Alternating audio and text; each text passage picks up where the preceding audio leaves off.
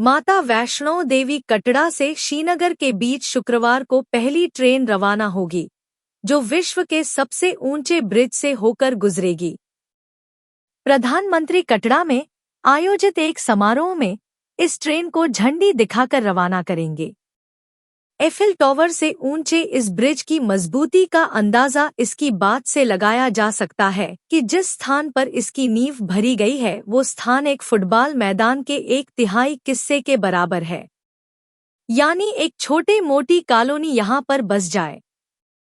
भारतीय रेलवे के अनुसार ब्रिज की नींव को विशेष रूप से भूकंप और तेज हवाओं के प्रभाव को कम करने के लिए डिजाइन किया गया है।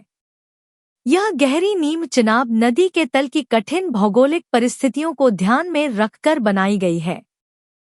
पहाड़ों में गहराई तक ड्रिल करके नींव बनाई गई है ताकि यह भूकंप और भूस्खलन को सह सके।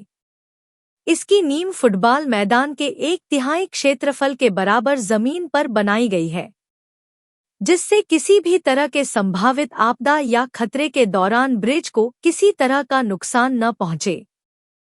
फुटबॉल के मैदान 7140 वर्ग मीटर के आसपास होता है।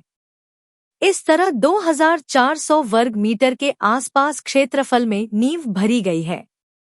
निर्माण में खास तकनीक का हुआ इस्तेमाल।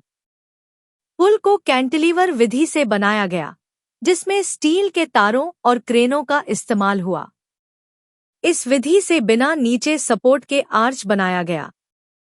पहाड़ी इलाके और खराब मौसम में काम करना मुश्किल था। पहले से बने स्टील के टुकड़ों को साइड पर जोड़ा गया। और भी खासियतें। यह भारत का पहला ऐसा ब्रिज है जो 30 किलोग्राम विस्फोटकों से होने वाले ब्लास्ट को झेल सकता है, जिससे इसे ब्लास्ट प्रूफ माना जाता है। यानी पड़ोसी दुश्मन भी इस ब्रिज का बाल भी बांका नहीं कर पाएगा। यह ब्रिज -10 डिग्री सेल्सियस से 40 डिग्री सेल्सियस तक के तापमान को सहन करने के लिए डिजाइन किया गया है, जो जम्मू कश्मीर के चरम मौसम के लिए उपयुक्त है। 119 किमी लंबी है कुल सुरंग। यूएसबीआरएल परियोजना में 38 सुरंगें, संयुक्त लंबाई 119 किलोमीटर है।